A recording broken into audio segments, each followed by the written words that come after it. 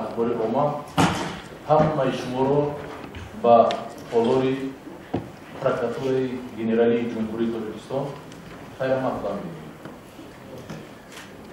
طبق نقشه تصدیق کرده دستگاه اجرایی پرزیدنت جمهوری تاجیکستان امروز نشست مطبوعاتی اوید با فعالیت پروکراتورای جمهوری تاجیکستان جهت رعایت دقیق و اجرای یکدیگر آنها در تمام کشور در سال 2024 برگزار می‌گردد. بازداشت و استبداد بعضی نفرات که در تاجیکستان با ماده‌های اکستریمیسم، تروریسم متهم میشن، از جمله درباره اعضایان گروه 24 سهراب ظفر، نسیم جان شریف اینا که در ترکیه پناهنده بودن به تاجیکستان آورده شدن. سوال ما این است که همینا چگونه مثلا آورده میشن؟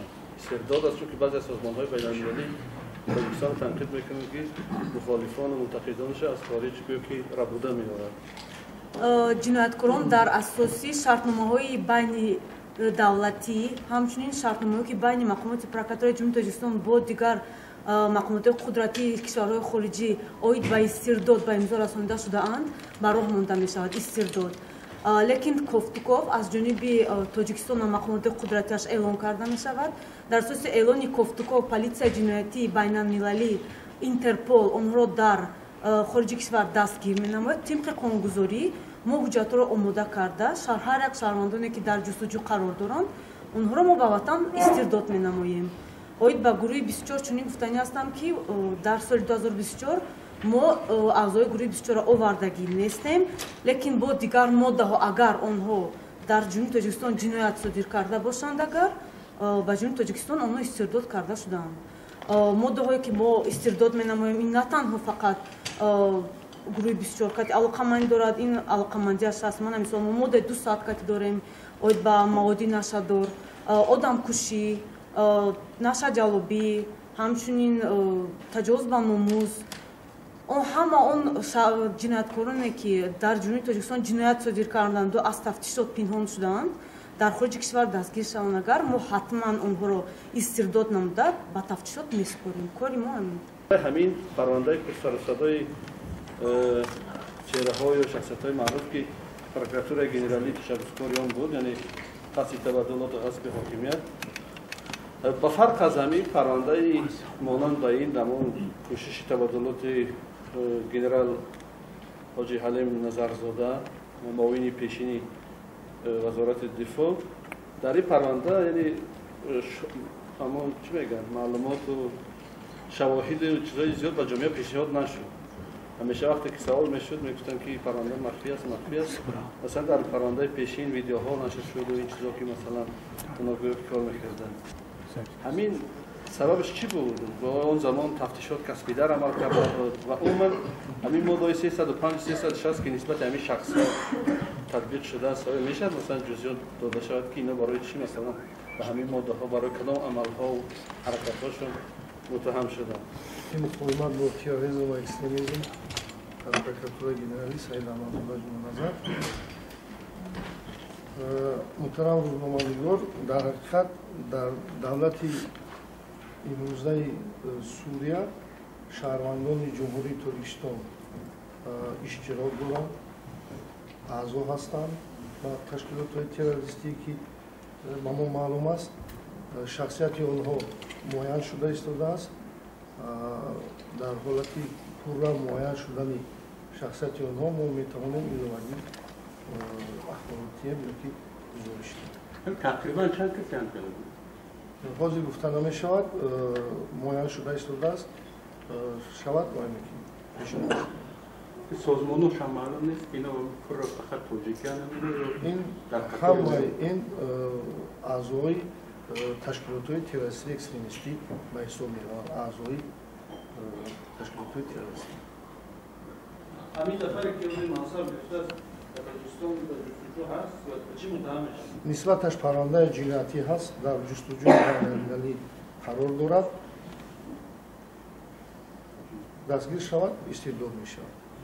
جنرالي جمهوري تركستان 400 ماده 401 шаҳрвандони ҷумҳурии Тоҷикистон ки дар задухудҳо, дар дастаҳои мусаллаҳ, дар амалиётҳои ҷангии дигар давлатҳо иштирок мекунанд, ин ҷинояти махсусан вазнин аст.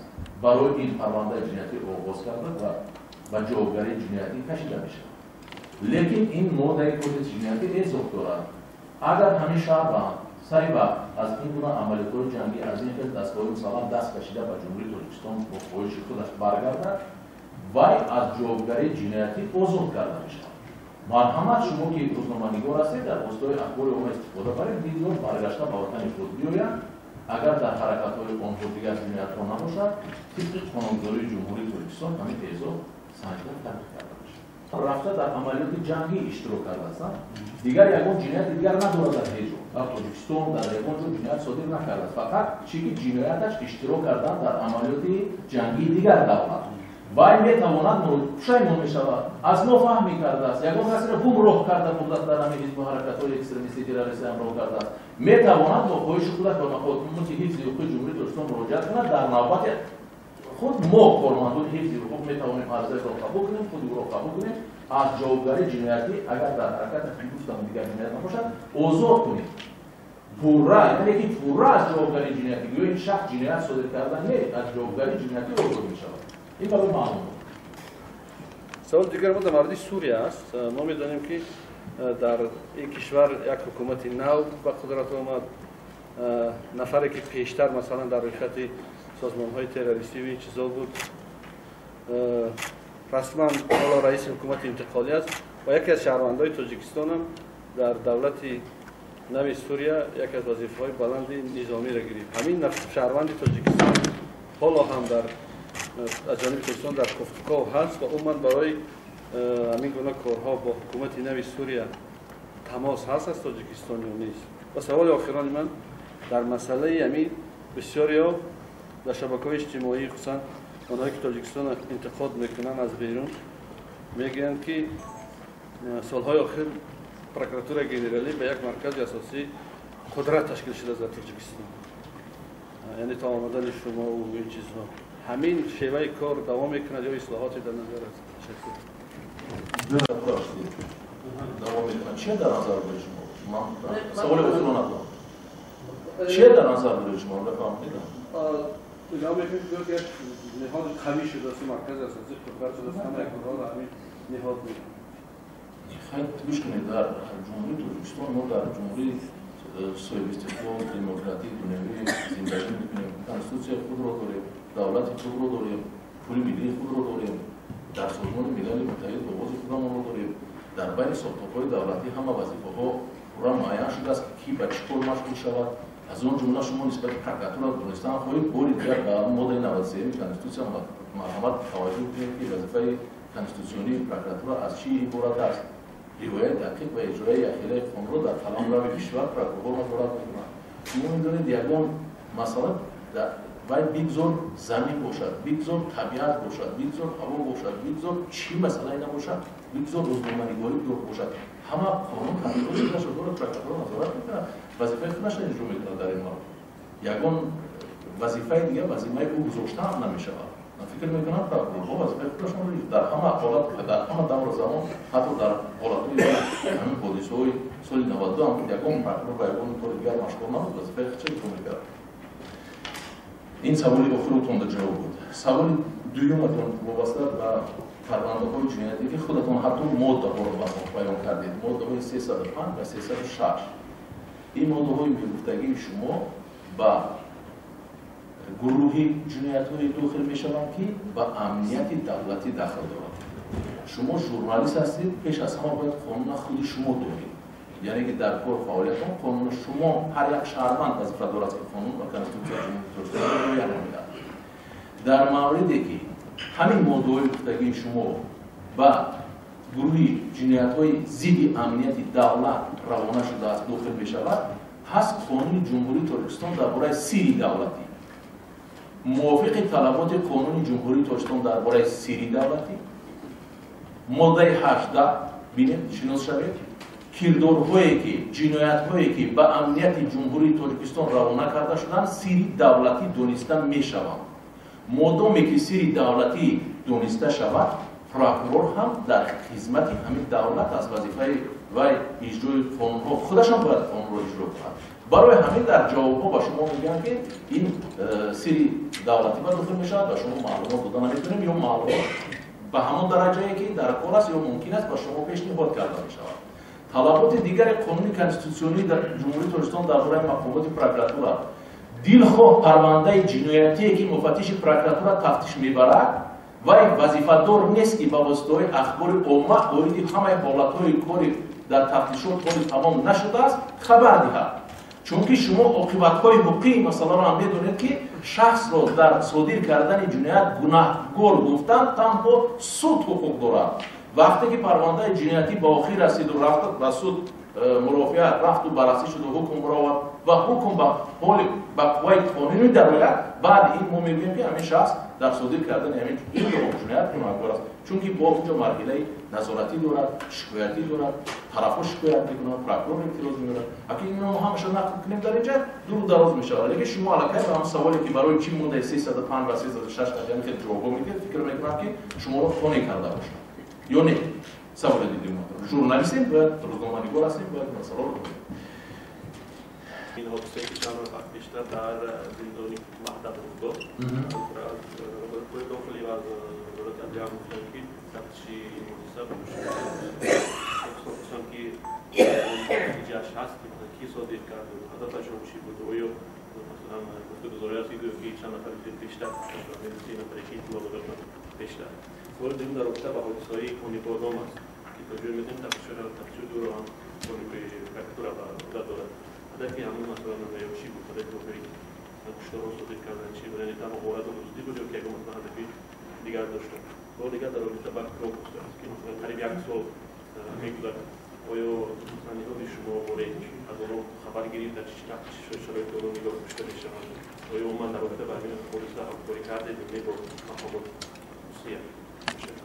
حادثه‌ای که در مؤسسه اصلاحی سید رابدو سرایست اجرای جزایی ҷумҳурии Тоҷикистон рух дод. оиди ин ҳодиса чунин гуфта метавонем ки гурӯҳи маҳкумшудагоне ки дар он ҷо адои ҷазо менамуданд ва ба ҷиноятҳои характери экстремистӣ террористӣ ва муҳлатҳои дуру дуроз ба ҷавобгарии ҷиноятӣ кашида шуда буданд, байни худашон маслиҳати ҷинояткорона карда бо асбобу анҷому ашёҳои халандаи бурранда мусаллаҳ гашта ва кормандони муассисаи ислоҳӣ ҳуҷуми мусаллаҳона карда 3 нафари онҳоро ҷароҳат дод мекунанд ки яке аз онҳо ҷароҳати вазнин мегирад, дигарош ками вазнин ва сабр. дар ин ҳолат тибқи тартибу низоми дохила аз ҷониби кормандони муассиса нисбати безараргардонии маҳкумшудагон чораҷӯӣ карда мешавад. ҳоло бошад мо оиди тамоми ҳодисаҳое ки хеле шумо гуфтед ки инро кардааст, барои чӣ кардааст, аз ҷониби кӣ шудааст, барои чӣ шудааст, ҳама дигар тафтишот муайян мекунад. гурӯҳи фаъоли тафтишотии прокуратураи генералӣ созмон дода шудааст, дар худи муассиса ин рӯзҳо корбаришта истодааст. тафтишот аст мо муайян кунем ҳама сабабу воқеа шуда гапе гӯем ки далелу асоснок бошад. не куштани ҷароҳат дод шудааст, кушта шуда не. барои ҳамин дар ин ҳолат мо оиди суиқасди куштор ва номураттаб сохтани кори муассисаҳои ислоҳӣ ки ин ҳам парвандаи 332 кодекси ҷиноятии ҷумҳурии Тоҷикистон дар назар дорад, парвандаи ҷинояти оиди масъала оғоз кардагӣ аст. масъалаи дуюм, масъалае ки гуфтед, масъалаи кони бодом, кушторҳои кони бодом дар назар доред. дар воқеъ содир шудани дилхоҳ куштор шахсро аз ҳаёт маҳрум мекунад ки чизи бебозгашт аст. мо наметавонем ҳаёти шахсро аз нав барқарор кунем. ин албатта барои тамоми аҳли оилаи вай, наздикҳои вай ғаму андӯҳи зиёдеро ба миён меорад. лекин гузашта аз он ҳозир ман ба шумо дар бораи 70 куштор дар бораи ҷумҳурии Тоҷикистон баромадан гуфтам. инҷа аз сабаби он ки дар кони бодом якчанд силсила кушторҳо аъзои оилашон қатл шуд, то ҳатто ноболиғон ва кӯдакони хурдсолро ки ба қатл расонданд, диққати аҳли ҷомеа ба ин равона шуд ва албатта ташвиши худи сокинони шаҳри кони бодомро ба амал омад ва дигар қисматҳои ҷумҳурӣ ҳам аз ин бетараф набуданд.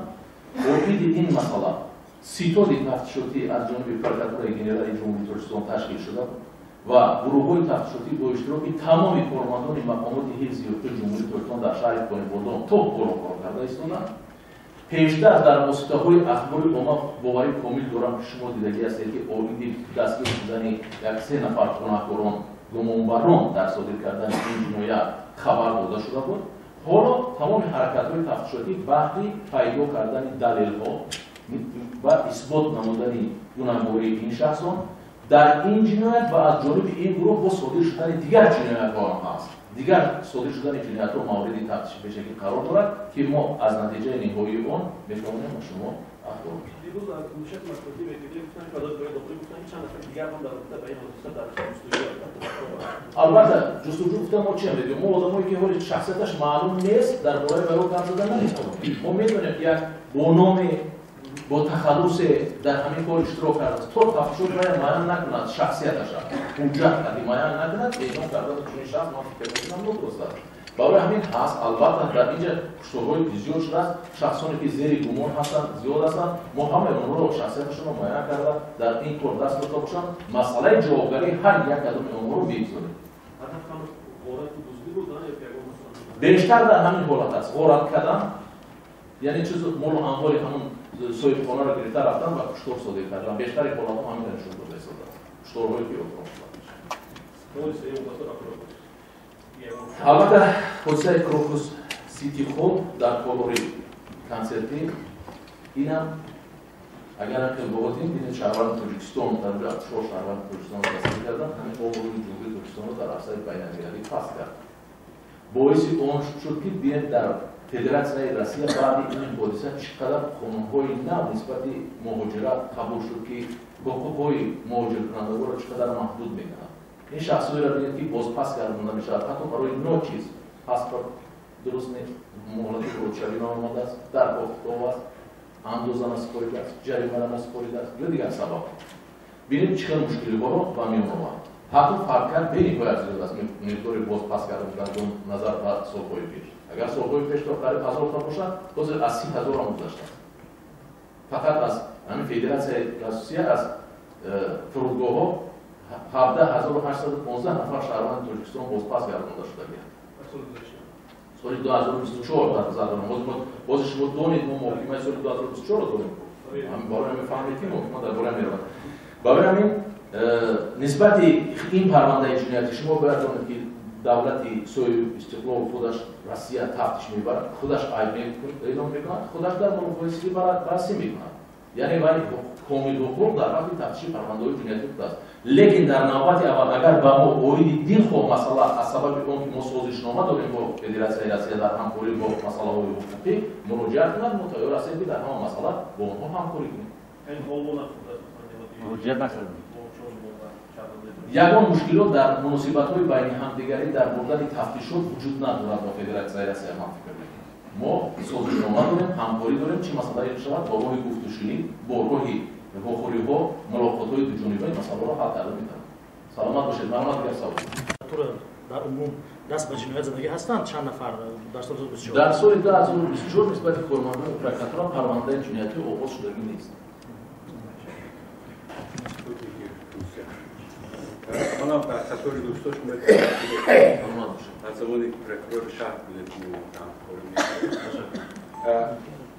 ما جناب گنرال در موضوعی که بسیار برای ما بسیار مهم است موضوع افزایش تهدیدهای تروریستی امور آموزان داشته بسیار موارد زیاد شده.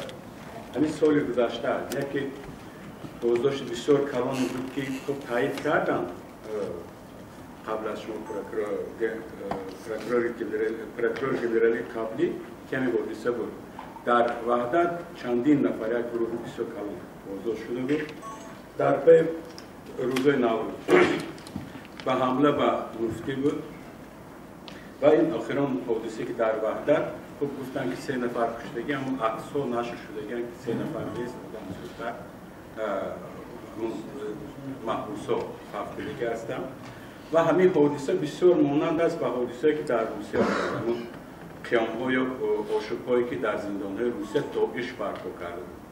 حاضر مقامات خودم نام نمیبرم که این دویشاسیون است، اما همه تحلیل های بین المللی، تحلیل های منطقوی اینا نشون میدن که همین دویش فعالیتش در مناطق ما و شما خیلی فعالیتش رو زیاد کرده است. تحلیل های شما از همین افزایش خطرهای تروریستی چی است؟ و خصوصا اگر امکان داشته باشه درباره بازداشت‌های نوروزی که در وحدت شده بودن اگر اگه گپ‌های نو شده باشد رو کم کردن.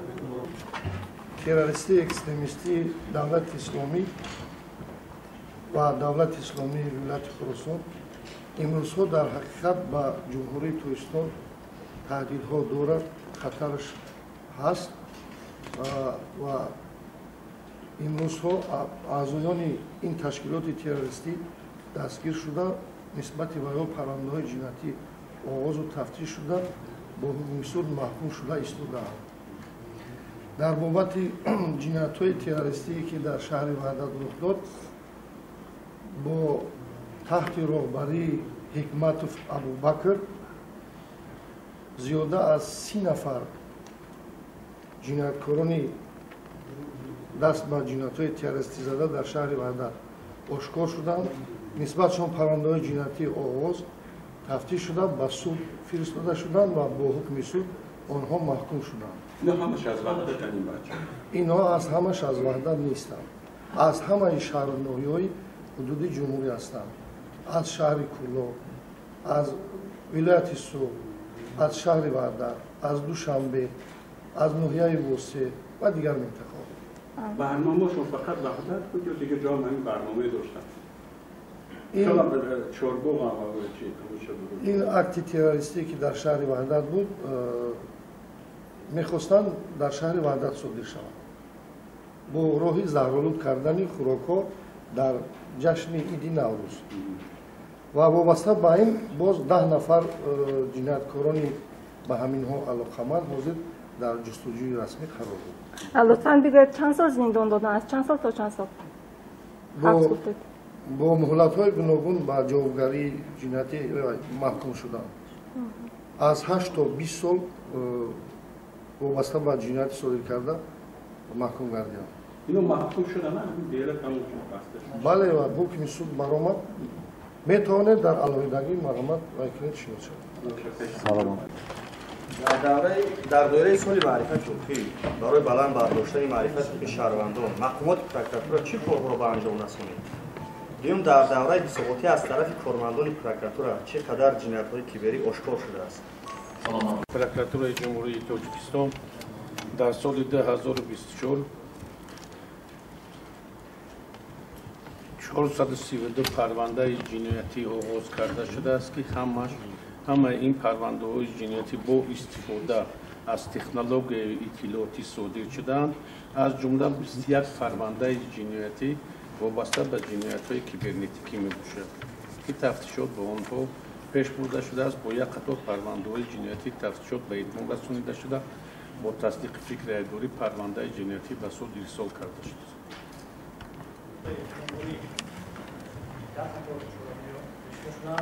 مثلا در روستای اخبار یا ما شبکه‌های تلویزیونی نیست، برآمدهای تلویزیونی کماندان مقامات پروکراتورا قرار مونده شدند و شهر توسطی کنسلر جمهوری تاجیکستان و دیگر قانون‌گذاران صحبت بسیار کماندان قرار شکنجه آغاز تفتیشات شد و به صورت ارسال گردید و سوال دیگر برای سوالتون 10 حالت شکنجه مراجعه شده است. در 2 حالت پرونده جنایتی آغاز و تفتیش شده است.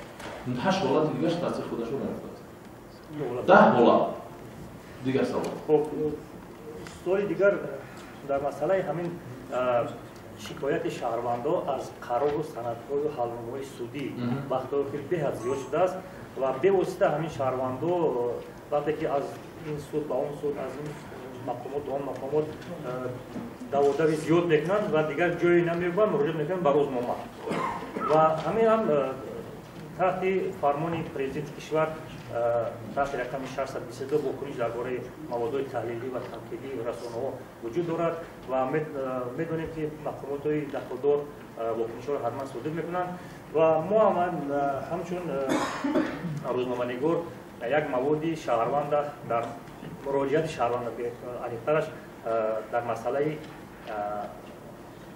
به نظر نگرفتن حجت‌های نتریالی که از جانب سودی‌های ضمن اول همین به نظر نگرفتن، فقط در نشانداد عادی 2 نفر بگیم که همه این حجت‌های نتریالی رو بگیم که پشتی باز زدن، صرف نظر کردن.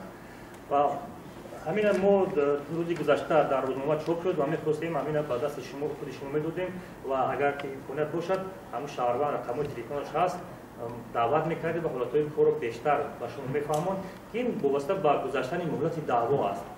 این مهلت دعوا 3 سال مقرر شده است و بعد 9 سال همین مراجعه شده است که اونا گرفتن حکومت دیگر کردن شهروند از مالکیت محروم کردن. تشکر زیاد. ما خب مراجعات قبول داریم نمیبریم یک چیز رو میخوام فهمم در واسطه با سوال شما شما روزنامه‌نگار هستید و شهروندان باید این نوع نمودی بودن و سندهای سودی و شما مراجعت میکنن. اولش اینکه شما سودیه نیستین که قانون درست با کس فهمونید و شهروند باید ترتیبی معین کرده قانون قطعی و کی مراجعت کردنش داند نمیدونند. این ادوکات هستن اینا چی دارن میتونن استفاده کنن تنظیم مراجعه بکنن. مثلا وقتی خب پرونده جنایتی باشه و طرف داره کی اشتراک کرد کی جوگر کردن با واسطه نماینده خودش میتواند حقوق آوردن شکایت مثلا از اون حکم سود نوروزی است میتواند شکایت بیارد.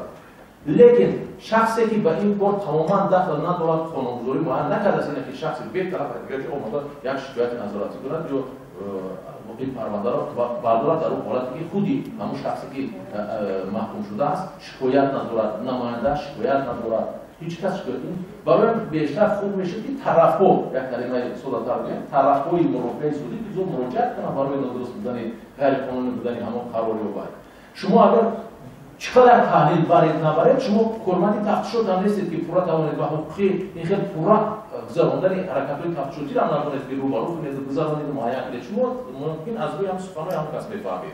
البته همین دلخواه عریضه رو دو طرف دارد یک از مراجعت میکنه که حقوقش پایمال شده است یک طرف دیگه باید جوابگر باشه او باید انسان است فقط باید دلایل خودش را اثبات میکنه که شخصی مراجعت کننده او باید پایمال کرده است برای همین ما در همه حالات همه کارا با هم میتیم که قانون طرف کی است دلیل‌ها با فایده کی است بعد این خلاصه ما میبریم که یک کس جوابگر کنه چون از پس سیبای هر یک اویله استفاده است یک اویله باشه پدر مادر فرزند هیچ دور چقدر از کفای یک از فکر اندیشه میکنن چی حادثه شده است ما هم وقت داریم عریضه رو بررسی کنیم دیدن برای مزار جمله مراجعات شما را دیدن میبریم در دایره قانون رابطه با آزار و شکنجه و سربازان است که آید همین مسئله به داستانی کل یگان شکایت ها وارد شده است و در رابطه با این مسئله چند پرونده باز شده است که همین مسئله رو مشخص شرح بدید.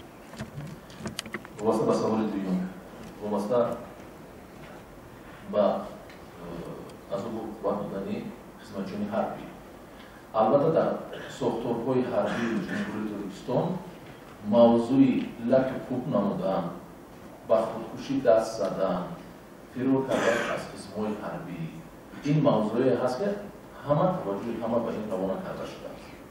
من حاضر در شکل پلیس وابسته و سمت‌های گفته شده در سال 2024 چیکار کرده شده است از اون پرونده حربی بیان می‌کنم. اول اینکه وضع جنایتکاری در ساختارهای تمامی ساختارهای حربی جمهوری ترکستان یک از 9 پلیس کم شد. لدوکوبی خدمتچیان حربی 6 از 9 پلیس کم شد. فرور و خودسرانه ترک کردن قسم‌های حربی 35 پلیس کم شد.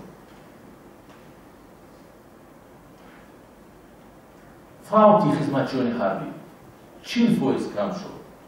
خودکشی در قسم‌های حربی 25 پلیس کم شد.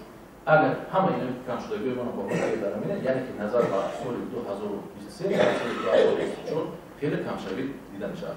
لیکن برای کارمند پرکاتورا اگر همین یک حادثه خودکشی هم شود یک حادثه کشتار هم شود ما جهت خوبی کار گفتن نمیتوانیم ما باید پیش روی این جنایت‌ها را در همه حالات در همه وقت گیریم برای همین ما در این سمت ما چوراجویی فهم کرد. یکم نسبتی پرونده هم باز شده است؟ یکم پرونده باز شده است؟ البته وقتی حادثه و پرونده ها آغاز میشه و شخصی گناهکار به جلوگیری کشیده میشه. چند پرونده؟ مقدار پرونده ها معلومات امور biz در دست نداریم پیشنهاد میدیم. و ساختارهای حربی جمهوری ترکستان و قوای مسلح جمهوری ترکستان در خودرا در رژیم مخفی میشه. برای همین همه ما تا قسم حربی را به شما بیان کردن و هر شخص را بیان کردن و بیان کردن ما این حق نداریم از نقطه نظر شما با شما جواب. برای همین در دوره لیکن شما از این خودتا برای کم شده است کم شده دل قانون بیان کنی این خوب است مثلا قانون بیان کنی کم شود با تماما نیست شود با تماما خوب لیکن کم شدنش هم علاقه یک پیشروی هست که در فعالیت نظارت کارمندان حفظ حقوق که به همین درجه رسونده درست می‌بینید؟ درست است. اول یکم سوال ما در خصوص آن است که چرا می‌خواستند رئیس حزب خلقی دموکراتی تاجیکستان در شهر کولاب سیولیزاده را ترک کنند و سبب در چی بود؟ هدفشان چی بود که این مسئله را شرح می‌دادید؟ رئیسی که در شهر کولاب سال گذشته صادر شد من قید کردم که سوال شما این بود که چرا محض رئیس حزب خلقی دموکراتی شهر کولاب سید ولیزاده رو نسبتش اکت تروریستی صادر کردم باید قید کرد که یکی از علامت‌های همین جنایت تروریستی آن است که این دهشت و واهمه و ترس و هراس رو میان مردم بیارد و عمل تروریستی اساساً از نگاه تروریستان نسبت آن شخصان معروف شخصان با نفوذ یا دیگر منصبداران والا مقام صادر شود برای ویها این با خوبتر و اولاتر است. بنابراین سید ولیزاده رو در شهر کولاب انتخاب کردم. مجیدزاده بختیار اکبر این صادر کننده جنایت اکت تروریستی شهر کولاب و 9 نفر همسلکانی او نه تنها اکت تروریستی نسبت سید ولیزاده و دیگر جنایت‌های تروریستی صادر کرده این گروه متشکل تروریستی آشکار کرده شد آنها به جوابگری جنایتی کشیده شدند با حکم سود با مهلت‌های گوناگون محکوم شدند باز یک چند نفر آنها در جستجوی رسمی قرار دارند. پس هدفشون تنها ترساندن بوده است؟ بله. شخصان معروف گفتیم که شخصان معروف منصبدار والا مقام دیگر و همتون موفقیت کور پیش رو